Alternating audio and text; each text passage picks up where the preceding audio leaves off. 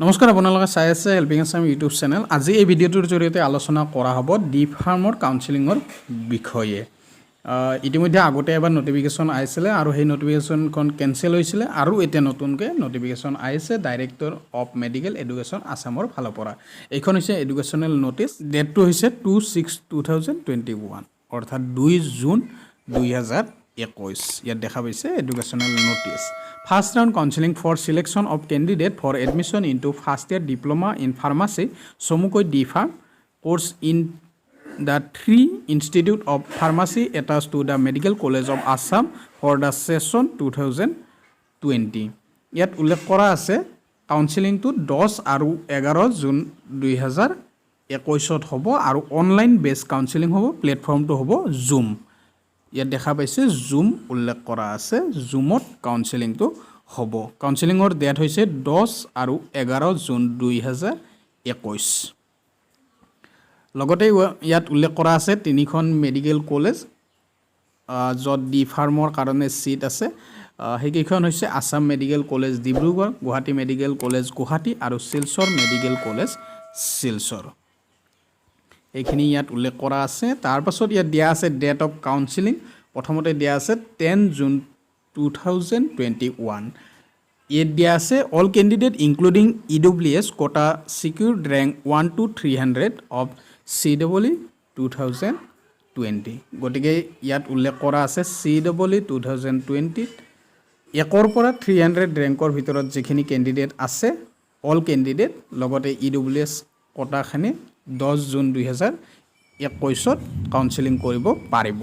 বিটো দিয়া আছে all candidate who have applied under physical handicap quota. গতিকে এইখিনি দিয়া আছে যিখিনি ফিজিকেলি হেণ্ডিকেপ কেণ্ডিডেট আছে তেওঁলোকৰ কাউন্সেলিঙো 10 জুন 2021 হ'ব।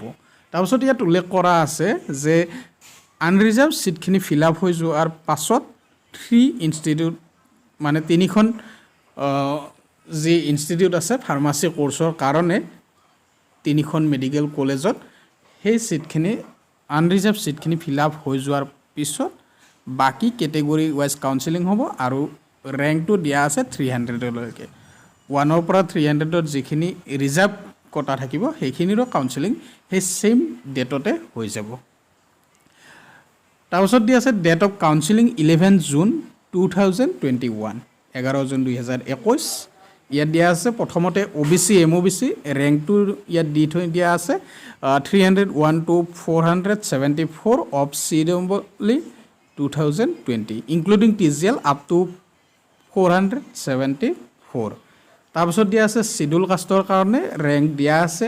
তাৰপিছত ST প্লেনখিনিৰো কাউন্সেলিং 11 জুনতে হ'ব, ৰেংকখিনি দিয়া আছে।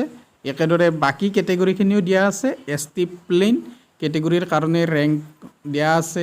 তাৰপিছত ST হিল ৰেংক দিয়া আছে। TGL XTGL কেটেগৰীৰ কাৰণেও ৰেংকসমূহ দিয়া আছে। তাৰপিছত শ্বৰ্ট এৰিয়াৰ ৰেংকখিনি দিয়া আছে 301 পৰা 357 of CEE 2020। Candidate belonging to EWS quota rank 301 to 322 of CEE 2020 অৰ্থাৎ EWS কোটাৰ কাৰণেও ইয়াত দি থৈ দিয়া আছে ৰেংকসমূহ আৰু এই সকলোখিনিৰ কাউন্সেলিং হ'ব 11 জুন 2021। ইয়াত দুটা ডেটতে কাউন্সেলিং দিয়া আছে। 10 জুন 2021 10 জুনত হ'ব 1 পৰা 300লৈকে অৰ্থাৎ 1 পৰা 300 ৰেংকলৈকে কাউন্সেলিং হ'ব সকলোখিনি কেটেগৰী আৰু আনৰিজাৰ্ভ সিটখিনি ফিল আপ হৈ যোৱাৰ পাছত বাকি ৰিজাৰ্ভখিনিও ফিল আপ কৰিব। 1 পৰা 300লৈকে 10 জুন 2021। তাৰপাছত 11 জুন 2021 প্ৰতিটো কেটেগৰীৰ কাৰণে ৰেংকসমূহ ইয়াত উল্লেখ কৰা আছে আৰু সেইখিনি ৰেংকৰ 11 জুন 2021 কাউন্সেলিং হ'ব। তাৰপাছত ইয়াত ইম্পৰ্টেণ্ট পইণ্ট কেইটামান দিয়া আছে। প্ৰথমতে দিয়া আছে the online counselling link along with the instruction for log in into the DPharm counselling process through Zoom based platform will be notified 9 June 2021 evening in the official website of this directorate. ৱেবছাইটটো ইয়াত দিয়া আছে dme.assam.gov.in। তাৰপিছত উল্লেখ কৰা আছে seat মেট্ৰিক্সখিনিও official ৱেবছাইটতে উপলব্ধ হ'ব 9 জুন 2021 ইভিনিঙত দিয়া আছে তাৰপিছত কিবা যদি ইনফৰমেশ্যন আহে সেইখিনিৰ কাৰণে কেণ্ডিডেটসকলক অফিচিয়েল ৱেবছাইটসমূহ ভিজিট কৰি থাকিবলৈ ৰিকুৱেষ্ট কৰিছে এইখিনিয়ে নটিফিকেশ্যনখনত উল্লেখ কৰা আছে আৰু এই নটিফিকেশ্যনখন অফিচিয়েল ৱেবছাইট dme.assam.gov.in ত পাই যাব তাৰ পৰা ডাউনলোড কৰি নটিফিকেশ্যনখন এবাৰ ভালদৰে পঢ়ি চাব পাৰিব আৰু কাউন্সেলিং উপস্থিত থাকিব পাৰিব কাউন্সেলিংটো হ'ব জুম এপত কাউন্সেলিং হ'ব অনলাইন বেছ কাউন্সেলিং এইখিনিয়ে ভিডিঅ'টোত আলোচনা কৰিবলগীয়া আছিলে ধন্যবাদ